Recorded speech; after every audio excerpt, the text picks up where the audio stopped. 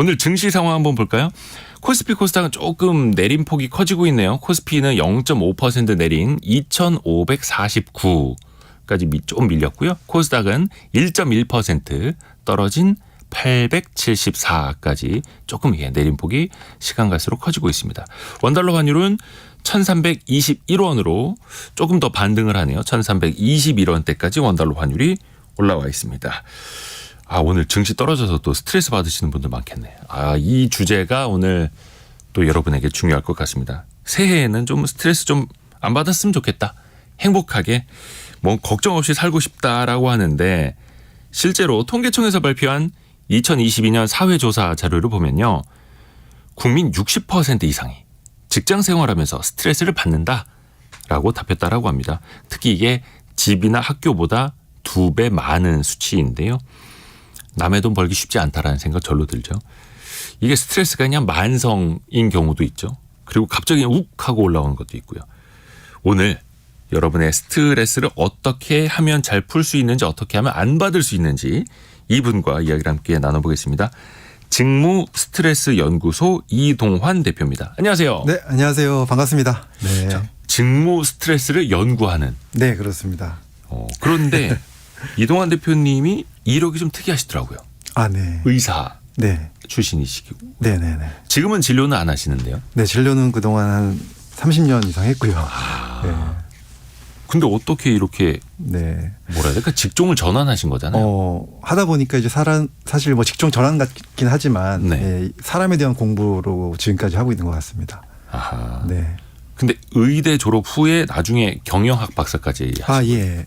그것도 마찬가지고요. 제가 이제 의대를 졸업하고 가정의학과 전문의가 됐고요. 네. 그리고 정말 동네 의원에서 제 병원을 개업해서 환자들을 오랫동안 보다 보니까 이런 환자들이 오시더라고요. 병원 가서 검사를 했는데 아무 이상이 없는데 피곤하고 무기력하고 에너지가 떨어지는 분들.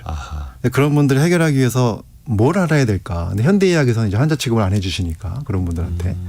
그러다가 알게 된 것이 이제 그 당시에 기능의학이라는 걸 알게 됩니다. 기능의학이요? 네, 세포 기능을 좋게 만들어주는 의학이에요. 질병은 아니지만. 그런 게 있어요? 예, 이미 그 당시에 미국과 유럽에서 이미 학회가 만들어졌던 이제 정통적인 의학은 아니지만 네. 그래도 굉장히 과학적인 의학이었고 한국에는 그 당시에 처음 이제 상륙했어요. 18년 전이죠. 네. 그때 제가 운 좋게도 기능의학 1세대로 우리나라에서 공부 시작하면서 이제 세포 기능을 좋게 하면 피로가 좋아진다는 사실을 알게 되는데 그러다가 보니까 또 이 세포 기능이 떨어지는 이유 중에 또 큰 게 이제 스트레스잖아요. 그래서 이제 스트레스를 또 연구하는 그 심신의학, 몸과 마음의 일단 그 스트레스를 해결하는 의학, 이 두 가지 기능의학과 심신의학을 통해서 만성피로 전문 클리닉을 이제 16년 동안 이제 환자들을 봤죠. 기능의학, 심신의학, 이런 얘기도 저는 솔직히 처음 들어봐가지고. 현대의학에서는 해결할 수 없는 부분입니다. 물론 현대의학에서는 질병을 해결하는데 너무 중요하지만 이제 질병은 아니면서 이제 무기력한 분들, 피로한 분들, 스트레스 때문에 힘든 분들. 병원 가서 검사에다 뭐 안 나와요. 안 나오는 분들. 문제 없대요. 네. 그래서 그냥 마음의 병이라고 그냥 그렇게 말씀을 많이 하셨죠. 그랬죠. 스트레스 받지 말아라. 이런 말씀을 많이 하셨었죠. 술 담배 많이 하시지 마시고 산책 많이 하시고 막 이런.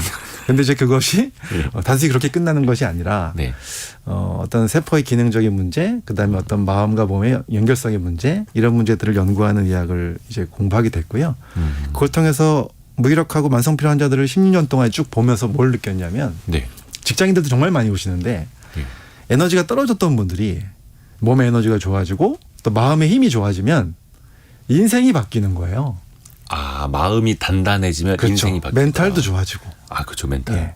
그러면서 이제 심리학 또 뇌과학적인 것들을 공부하면서 이제 그쪽에 관심을 갖게 됐고요. 특히나 직장에서의 그 스트레스가 성과하고도 굉장히 많이 연결이 돼 있기 때문에 그렇죠. 직무 스트레스에 대한 연구를 하면서 그쪽으로 논문을 써서 이제 경영학 박사학위를 이제 받게 됐습니다. 그러세요. 그래서 지금은 이제 진료는 사실 최근까지는 했었는데 작년 정도부터 이제 안 하고 있고요. 지금은 주로 유튜브에서 이런 분들한테 어떤 몸과 마음 에너지를 끌어올릴 수 있는 성공을 위한 방법들 이런 것들을 좀 많이 올려드리고 있습니다. 네. 그러니까 마음, 멘탈, 마인드 사실 이제 다 같은 이야기일 수도 있는데 이게 어떻게 변하느냐에 따라서 인생이 달라질 수 있는 완전히 달라지더라고요. 정말 중요한 거죠. 그렇죠. 근데 이제 스트레스에 대해서 우리가 이야기를 네. 해봐야 될 텐데 네. 사실 뭐 스트레스 없는 사람이 어디 있겠습니까? 다 있죠. 예, 뭐 생방송하면서 스트레스 없으면 이렇게 누워서 방송을 하겠죠. 그러면 안 되는 거고 네. 적절한 긴장감, 압박감이 있어야 건강한 거고. 네. 근데 이게 어느 수준을 넘어가면 병이 된다라는 거잖아요. 그렇죠. 그 경계는 뭐가 될까요? 그 사실은 이것이 자기가 적응할 수 있는 능력이 어디까지인가를 좀 봐야 되고요. 예. 사람마다 이 스트레스를 받아들이는 적응력이 다 다릅니다. 예, 그래서 똑같은 스트레스라도 어떤 사람은 쉽게 그것에 의해서 나쁜 감정이 생겨버릴 수가 있고요. 불안이나 우울이나 분노와 같은 감정들.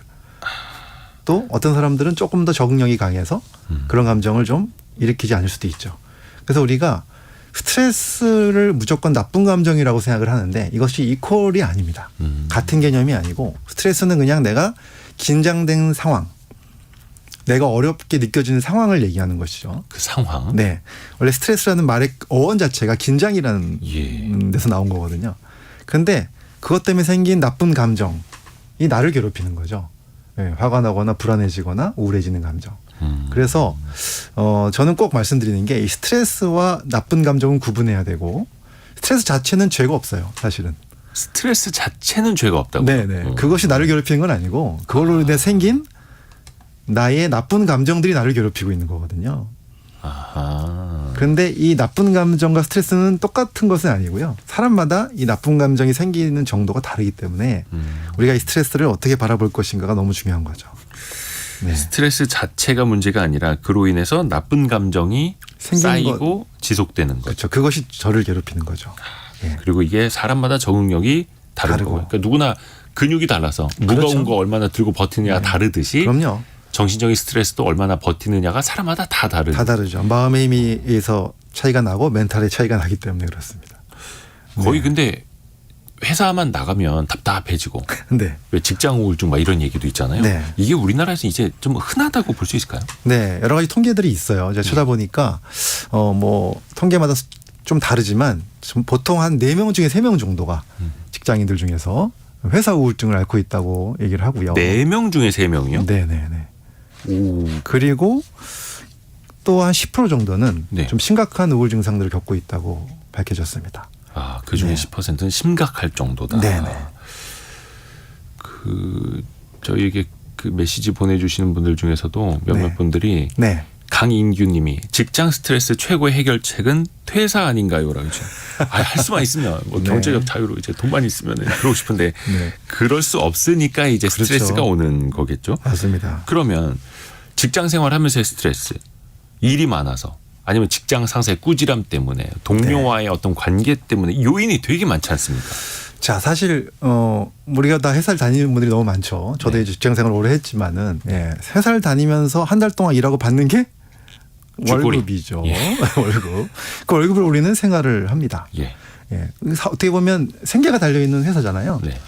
그렇기 때문에 회사에 나가서 일을 하면서 긴장을 안 하는 사람이 없어요. 누구든지. 왜냐하면 생계가 달려 있기 때문에 거기 나가서 한 달 동안 솔직히 어려운 일도 해야 되고 네.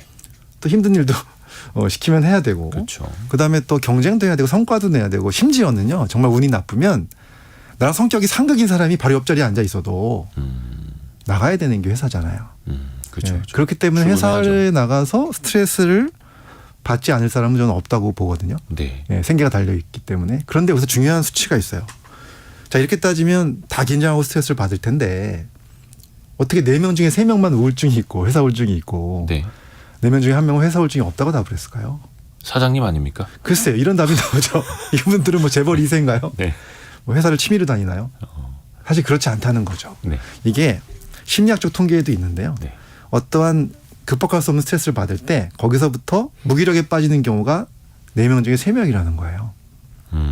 나머지 1명은 어떤 사람이냐면 이 스트레스로부터 내가 나 자신을 감정을 보호할 수 있고 이런 것들을 극복할 수 있는 자기 나름대로의 방법을 알고 있거나 또는 그것이 생활화된 사람들이라는 거죠. 네. 그러니까 4명 중에 3명은 그 직장 우울증과 함께 그냥 가라앉는 사람이고 네.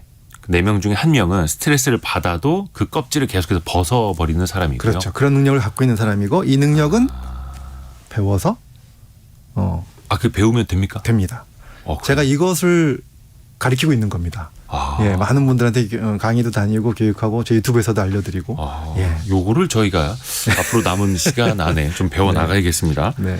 우선 의학적인 우울증하고 이게 회사 우울증하고 뭐가 좀 다른 거예요? 진단할 때 뭐가 달리 사실 나와요? 완전히 다릅니다. 아, 완전히 달라요? 네. 우울증은요, 우리가 의학적인 우울증은 이제 메이저 디프레션이라는 용어를 쓰고 주요 우울증이라는 말을 쓰는데 이거는 굉장히 심각한 우울증이에요. 계속해서 우울감이 하루 종일 또는 뭐 거의 매일 그러면서 뭐 이런 증상들이 2주 이상 그리고 장기간. 네, 그리고 또 흥미가 전혀 없어지고 즐거움이 하나도 없어지고 인생 자체가 그냥 다 네, 싫고 막 네, 이런 증상들이 이제 있죠. 의학적인 그게 우울증은. 일반적인 우울증이고. 네. 근데 회사 우울증은 평소에는 안 우울하다가 회사만 가려고 그러면 딱 우울해지는 거죠. 일요일 밤에 막 네, 어려워지죠. 스트레스 받기 시작하고 네, 힘들어지고. 근데 또 퇴근하면은 다시 너무 또 좋아지고. 기분 좋아지고. 네. 회사 우울증 특징이 그거예요. 그러니까 출근과 퇴근 시간에 굉장히 차이가 많이 나죠. 증상이. 그리고 월요일 아침이 제일 힘들고 금요일쯤 되면 되게 좋아지고 예, 토요일 날 되면 완치됐다가 예, 또 일요일 되면 다시 힘들어지는 거죠.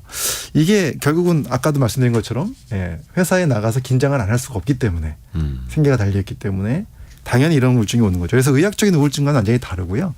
본인이 만약에 회사를 나가지 않는데도 예, 계속해서 우울 증상이 심하다면 이것은 좀 검사를 받아봐야 되지만 예, 회사와 관련된 우울증은 그냥 사실은 사회적 용어로 만들어낸 거죠. 의학 용어가 아니잖아요.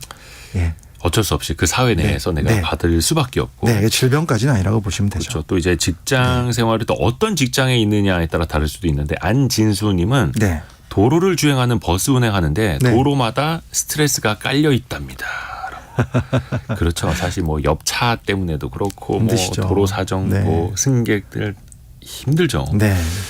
박미영님은 4명 중에 1명이 저인 것 같습니다. 저는 스트레스가 별로 없는 것 같아요. 아, 이런 분들도 있네요.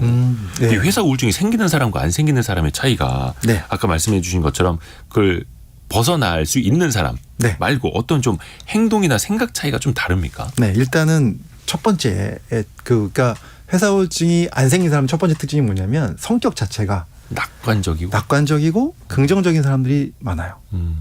근데 이건 타고난 성격이잖아요. 그렇죠. 근데 우리가 성격을 바꿀 수 있을까?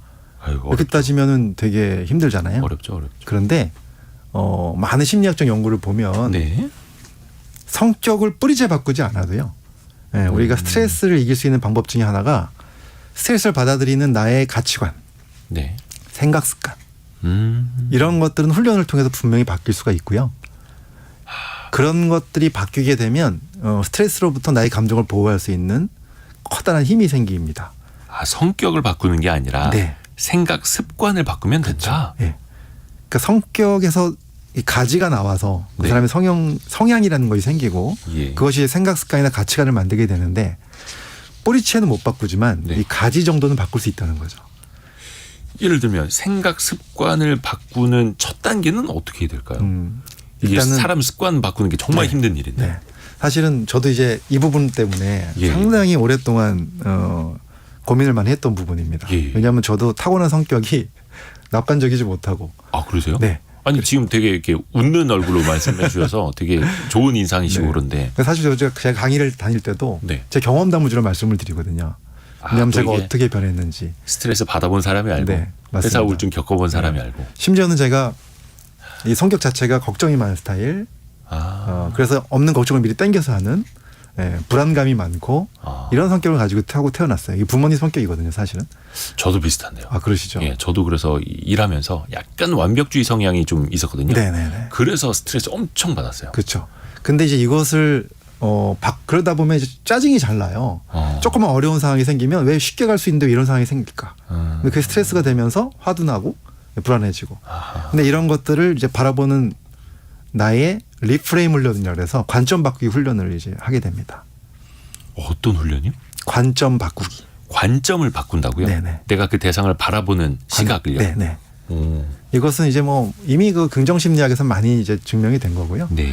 내가 이런 생각들을 쭉 떠올리는 것을 내 자신을 다시 돌아다보면서 어떤 사건 때문에 내가 이런 생각이 들었고 이것 때문에 어떤 감정이 들어서 내가 이렇게 지금 처져 있구나를 단계별로 적는 거예요.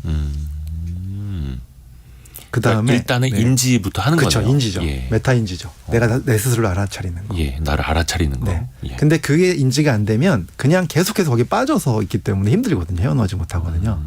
이것을 스스로 적어서 인지를 한 다음에 그다음에 그 상황을 바라보면서 내가 여기서 생각을 바꾸면 어떻게 될까를 하나하나씩 옆에다가 적는 거죠.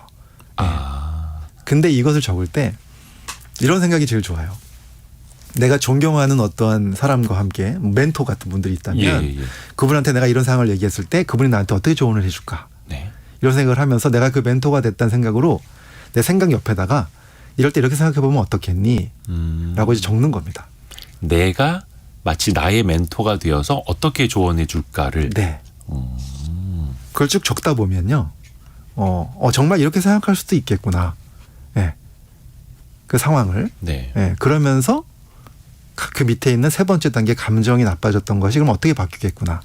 네. 이러면서 이제 그런 것들 하나씩 훈련해 나가고 습득해 나가는 과정이 있습니다. 아하. 이미 긍정심리학에서는 이런 과정들을 훈련시켜서 환자들은 아니죠.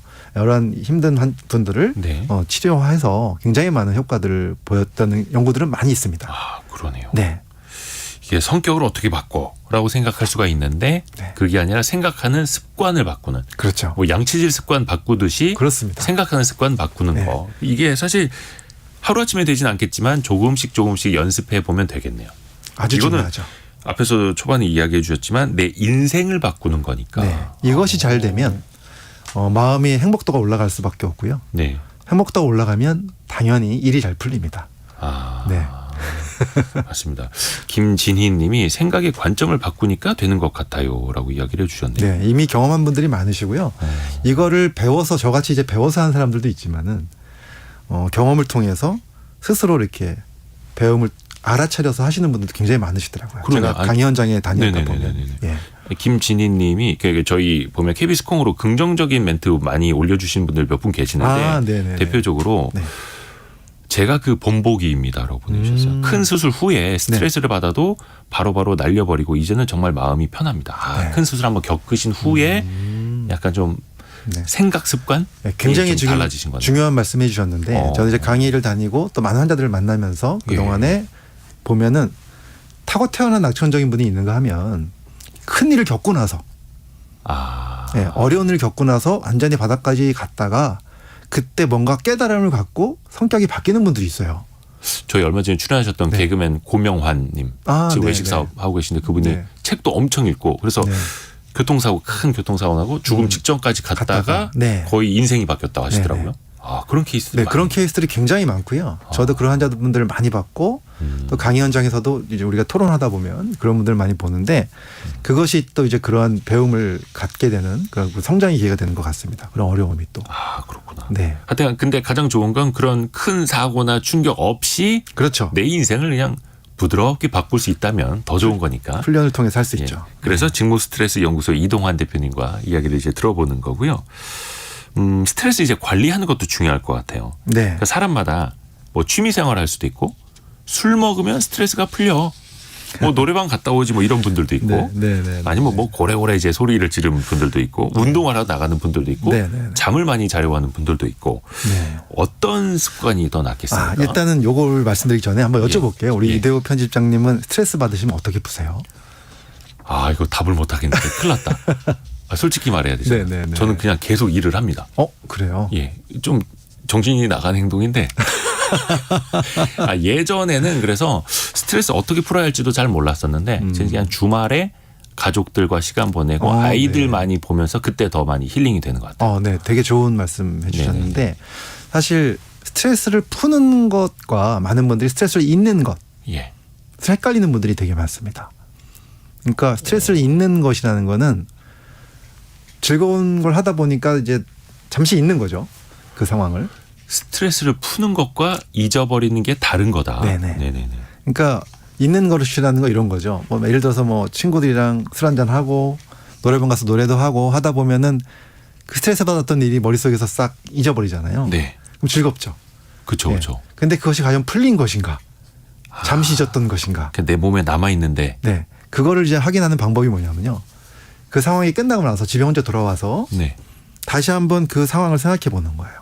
스트레스 상황을. 네. 스트레스 상황을 다시 생각해야 돼요? 그렇죠. 그거 괴로운데? 근데 생각했는데 똑같이 아까 전처럼 예. 그냥 똑같이 감정이 나빠지고 힘들다 그러면 그건 잠시 잊었던 거고요.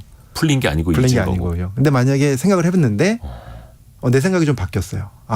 좀 인정도 하고 그 상황을 그럴 수도 있다고 인정하게 되고 그래 앞으로 잘하면 되지. 이런 식으로 조금 감정이 좀 풀려 있다. 그럼 이거 스트레스가 풀린 거예요. 이게 심리적인 변화가 생기지 않으면 스트레스를 풀었다고 볼 수가 없거든요. 잠시 있는 거죠. 예. 그래서 친구들이랑 대화를 하고 술을 먹고 이런 작업들을 통해서 만약에 그런 심리적 변화가 생긴 거면은 그거는 잘 푸신 거고요. 그렇게 했는데도 전혀 심리적 변화가 생기지 않았으면 잠시 잊었던 것만인 거죠. 덮어놨던 거. 그렇죠. 그래서 사실은 푸는 작업이 중요하고 푸는 작업은 뭐 꼭 술을 안 먹어도 할 수 있는 거고 이거는 이거는 심리적 작업이기 때문에 혼자서도 할 수 있는 거고 또는 대화를 통해서 또는 아까 말씀해 주신 것처럼 가족들과의 어떤 시간을 보내면서도 생각의 전환을 가질 수가 있죠. 이런 생각의 전환이 결국 스트레스를 푸는 겁니다. 네. 김수현님이 저는 매일 수영을 가요. 얼굴이 터질 정도로 운동을 하면 곧 잠이 옵니다라고. 물론 운동도 좋죠. 네. 좋은 에너지가 생깁니다만 이 스트레스를 푸는 것과 잊어버리는 거는 이제 본인이 스스로 한번 판단해 보셔야 되겠네요. 그렇죠. 이게 과연 풀린 건지 아닌지. 네. 그럼 평소에도 이게 관리를 어떻게 하면 좋을지 평소에. 평소에. 이게 또 육체적, 신체적으로 좀 나눠서 볼 수 있다면서요? 네, 맞습니다. 사실 스트레스를 직장에서 안 받으려면 가장 중요한 게 일단은 내 시간을 또 잘 써야 됩니다.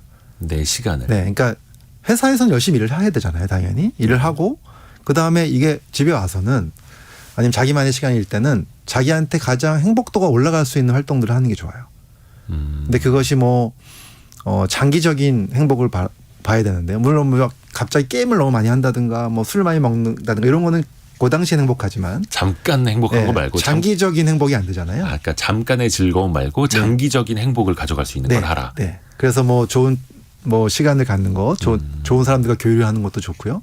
좋은 취미 생활도 좋고, 그 다음에 또 운동 너무 좋고요. 네. 그리고 또 자기가 좋아하는 영화를 본다든가 이런 것들이 왜 좋으냐면요. 자기 생활의 행복도가 높은 사람들이 스트레스 민감도가 떨어집니다. 자기 생활의 행복도가 높은 사람들이. 네. 그러면 직장에 나가서도 훨씬 더 직장 생활에서 받는 스트레스를 좀 다르게 바라볼 수 있는 좋은 그런 애티튜드를 가질 수가 있거든요. 그래서 물론 뭐 집에까지 와서 일을 하라는 건 아니고 집에까지 와서는 자기만의 시간을 갖되 장기적인 행복도가 올라갈 수 있는 일을 해야 된다.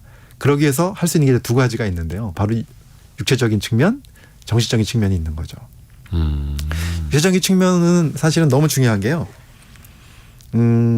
몸과 마음이 연결되어 있다라는 거 많이 들어보셨죠. 제가 아까도 심신의학 말씀드렸지만 몸과 마음이 연결돼 있어서 이 몸과 마음의 에너지가 붙어 있어가지고 몸이 힘들면 마음이 힘들어지고 마음이 힘들면 몸도 힘들어지거든요. 그렇죠.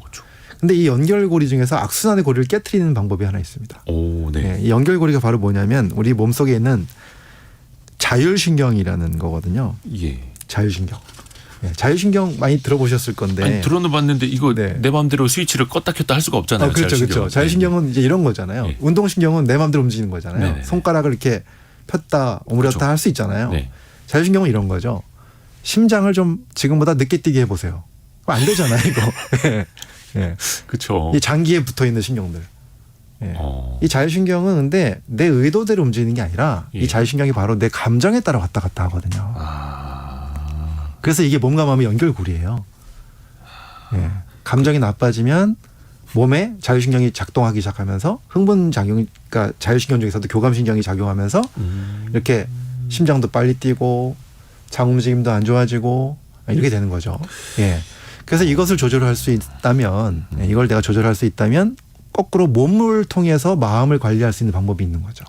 그러네요. 그러니까 사실 어떤 화나는 순간, 열받는 순간에 막 심장 두근두근거리고 막 손 떨리기 시작하고 막 땀나고 그러는데 그거는 이제 감정으로 이어졌으니까. 그렇죠. 근데 반대로 몸을 통해서 이거를 낮출 수 있다. 이제 손이 떨리고 다리가 후들거리고 심장이 두근거리고 막 머리 땀이 나고 합니다. 동공이 확장되고 이거를 어떻게 그러면 내가 컨트롤을 역으로 할 수 있을까요? 이게 바로 이제 다들 알고 계시는 복식 호흡입니다. 호흡부터. 이게요. 의학적으로 이 자율신경 위치하는 곳들이 있거든요. 근데 이 장기 중에 다 있는데 부교감 신경이 우리를 긴장을 풀어주고 가슴을 편안하게 해주고 심장도 천천히 뛰게 해주는데 부교감신경을 자극하기 위해서 횡격막을 크게 움직여야 됩니다. 그 위쪽으로 있는 신경들 자극하기 위해서. 아. 그러니까 이것이 그냥 우리가 많은 분들이 복식호흡의 중요성에 대해서 얘기할 때 의학적인 걸 잘 모르시면은 네. 그냥 호흡하면 편해지나 보다 이렇게 생각하는데 예. 그게 다 의학적으로 다 연결이 되거든요. 아 그냥 뭐 몸에서 산소가 많이 필요하다 이것뿐만이 아니라 그것뿐만이 아니라 횡격막을 많이 크게 내리니까. 움직이면 내리면 그 밑에 있는 부교감신경이 자극이 되고 자연스럽게 몸과 마음이 편안해지는 거죠. 아. 그래서 몸으로 이끄는 마음 관리 방법입니다. 그래서 뭐 항상 심호흡하세요. 네, 네. 천천히 숨을 내쉬세요. 네. 막 이렇게 하는 게 다 그런 이유가 네. 있는 거네요. 네. 이 심호흡도 복식호흡, 횡격막 호흡이라고 하는데 이것을 배워서 꾸준하게 평상시 실천하시는 분들이 훨씬 더 신경이 안정이 잘 돼요. 아. 평상시. 예. 그러네요. 네. 이게 이제 의학적으로 할 수 있는 일. 그렇죠. 의학적으로 할 수 있는 일이고 심리적으로는 약간 저는 그렇게도 하거든요. 가끔 이제 뭐 심장이 두근거리거나 네. 그런 순간에 아 지금 내 몸에서 나를 구해주려고 하는 거야라고 인지를 하는 거죠. 네네네. 이 상황에서 내가 내 몸에 긴장 감도를 넣고 근육에 힘을 넣지 않으면 내가 뭐 안 좋은 일이 생길 수도 있으니까 나보고 긴장하라고 이렇게 해주는 거야라고 그냥 생각을 하거든요. 그 생각도 너무너무 좋은 생각이에요. 예, 예. 왜냐하면은 실제로 그렇거든요. 예, 예. 우리 몸이. 우리 몸에서 그런 호르몬이 나오고 우리 긴장시키는 이유가 나를 지키려고 하는 거거든요. 그게 맞습니다. 예. 근데 이제 그것이 적당하게 나오면 되는데 근데 그게 너무 심해져 나를 괴롭히기 시작하면 그때는 이걸 낮춰야 됩니다. 아 낮춰야 된다. 네. 그럴 때 이제 심호흡이 필요하고요. 그다음에 그것을 낮추는 방법 중에 하나가 또 운동이에요. 아, 예. 왜냐하면 이제 이런 또 자율신경 때문에도 심장이 빨리 뛰지만 또 스트레스 호르몬이 나와서 그렇거든요. 네. 예. 뭐 에피네프린 이런 호르몬이 나오면 이제 심장이 빨라지고 근데 이 호르몬을 소모시키는 방법이 바로 이제 힘을 쓰는 운동을 하게 되면 호르몬이 빨리 소모가 됩니다. 아. 이게 사실 그 의사 선생님들한테 많이 듣는 이야기. 술 담배 끊으시고 뭐 적게 하시고 줄이고 뭐 운동하시고. 이런 이야기만큼이나 네. 운동하시고 명상하시고 뭐 복식호흡 하시고 이야기를 듣는데 네. 이게 사실 정신하고 몸이 다 연결되기 있기 때문에 맞습니다. 그러네요. 네. 좀 새겨드려야겠습니다.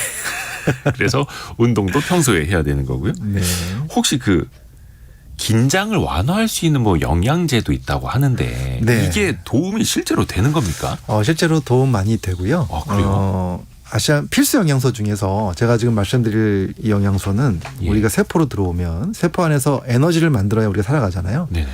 에너지 공장이라고 하는 미토콘드리아라는 공장이 있습니다. 네. 예, 근데 이 공장의 에너지를 만들 때 이 영양소가 필수 영양소고요. 네.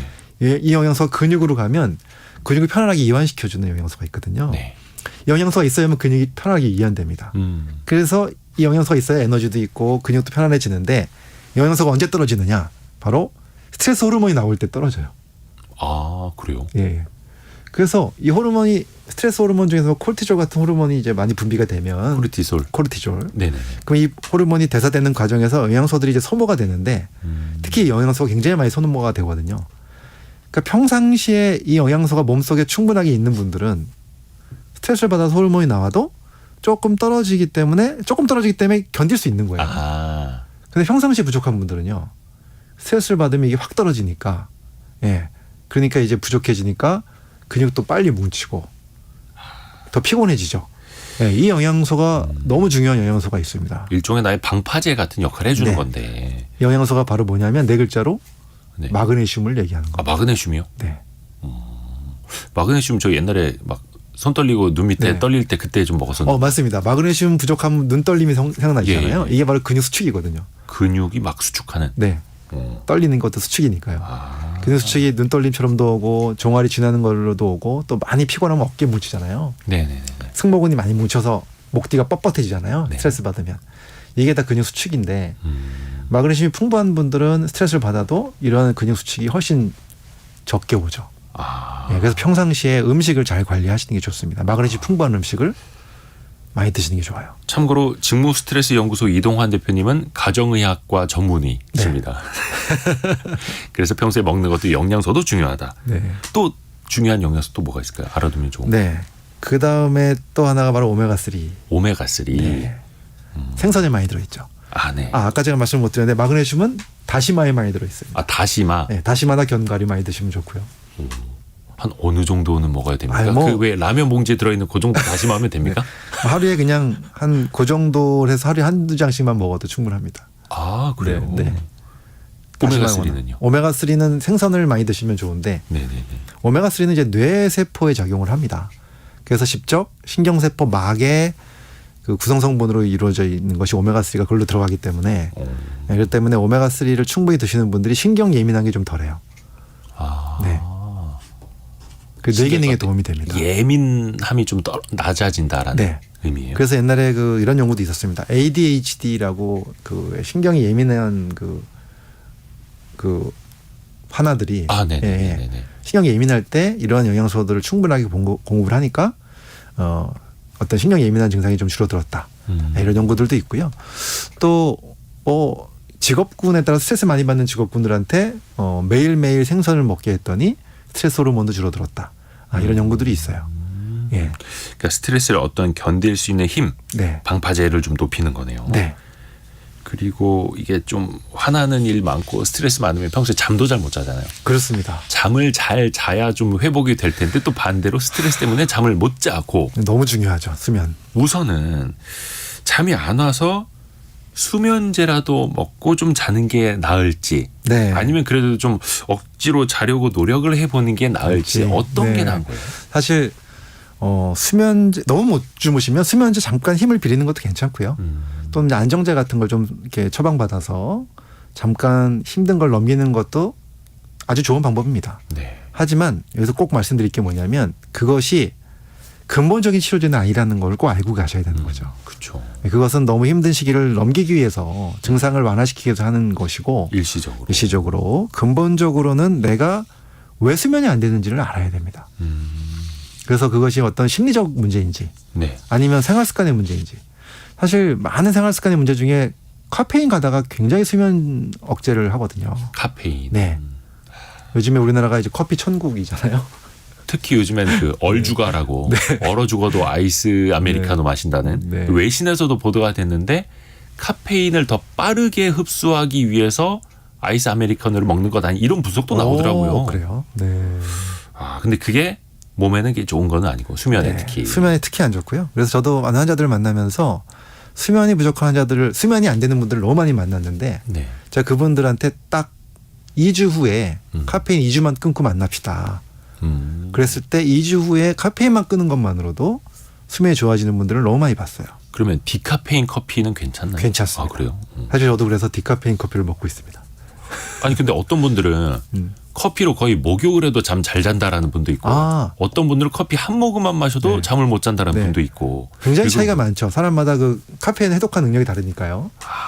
근데 지금 중요한 말씀해 주셨는데 밤에 커피를 먹어도 나는 잠을 잘 잔다 하시는 분들 있잖아요. 네. 그런 분들만 모아서 커피를 먹었을 때와 안 먹고 잘 때의 그 수면 깊이를 측정해 보니까 본인은 잘 자는 것 같아도 카페인을 안 드셨을 때가 훨씬 더 숙면이 되더라는 겁니다. 수면의 질을 봤을 때는 네. 그래도 카페인을 그럼 몇 시 이후부터는 안 먹는 게 좋을까요? 물론 사람마다 너무 다르니까요. 네. 근데 뭐 민감한 분들은 사실 안 드시는 게 맞고요. 괜찮은 분들은 오후에 한 3시 이후부터는 안 드시는 게 좋죠. 민감한 분들은 오후 한 3시 이후부터는 실제로 이동환 대표님도 이걸 다 그러면 실행을 하고 계시는 거예요, 이런 방식으로?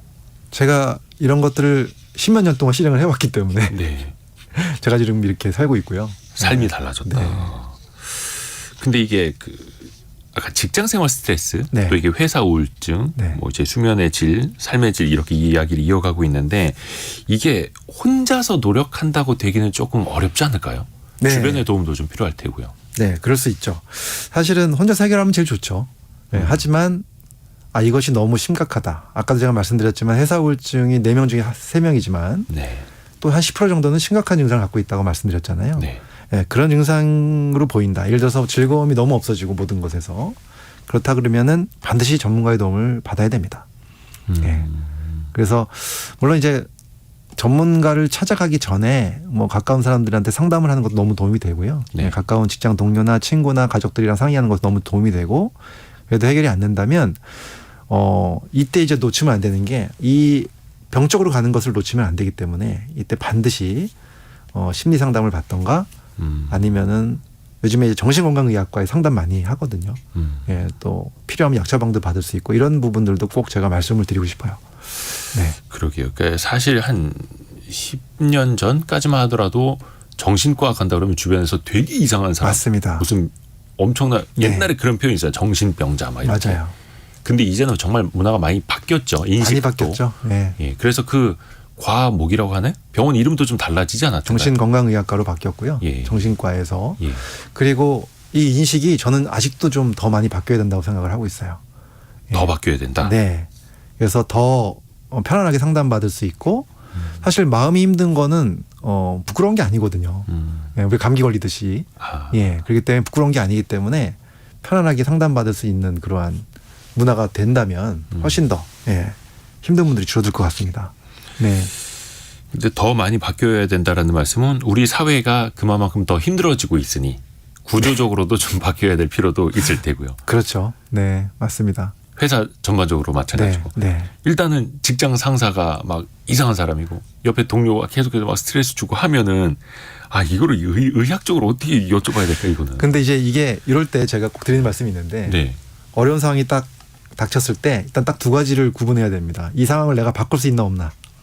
이 상황을 내가 바꿀 수 있는가 없는가. 상사가 괴롭히고 그러면 바꿀 수 있는 상황이 하나잖아요. 상사를 내가 바꾸던가 아니면 내가 퇴사하든가. 근데 이 상황을 내가 피할 수 없는 상황이다. 퇴사도 할 수 없고 상사도 내가 바꿀 수 없다. 그렇게 딱 판단이 된다면 그 다음에 할 것은 뭘까요? 어떻게 될까요? 나의 그냥 마음을 바꾸는 관점을 바꾸는 수밖에 없어요. 관점을. 네. 아 저 사람 원래 저래. 네. 맞으라고. 그게 나를 보호하는 방법입니다. 그냥 한 귀로 듣고 흘리자. 저 사람은 그냥 땡땡땡 한 인간이니까 막 이런 식으로 그냥 생각해버리고. 그러니까 이제 상황을 내가 바꿀 수 있느냐 없느냐를 먼저 판단하는 게 되게 중요한 기준점이 되는 것 같아요. 예. 물론 이제 바꿀 수 있는데도 바꿀 수 없다고 판단하면 안 되죠. 예를 들어서 이런 겁니다. 제가 회사에서 업무 능력 중에서 어떤 한 능력이 있어야지 더 잘 될 것 같은데 이 능력이 내가 부족해. 네. 이걸 바꿀 수 없다고 생각을 하면 어떻게 돼요? 그냥 적응하고 그냥 편하게 사는 거죠. 근데 그게 아니라 그런 건 제가 노력해서 바꿀 수 있는 상황이잖아요. 그럼 스트레스가 줄어들잖아요.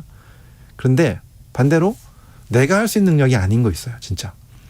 대표적인 게 이제 이런 거죠. 뭐 부모님 바꿀 수 없잖아요. 아, 네네, 그렇죠. 예. 내가 이런 집안에 태어났는데 이거 바꿀 수 없잖아요.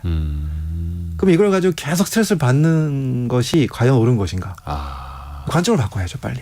내가 바꿀 수 없는 것에 대해서 계속 정신적으로 매달려 있으면 네. 나만 힘들어지니 그렇죠. 관점을 그냥 바꿔라. 네. 그래서 회사에서 어떤 스트레스 상황이 빠졌을 때 이걸 내가 정말 노력을 통해서 열심히 노력해서 이 상황을 내가 타개해 나갈 수 있다면 그걸 가는 게 맞고요.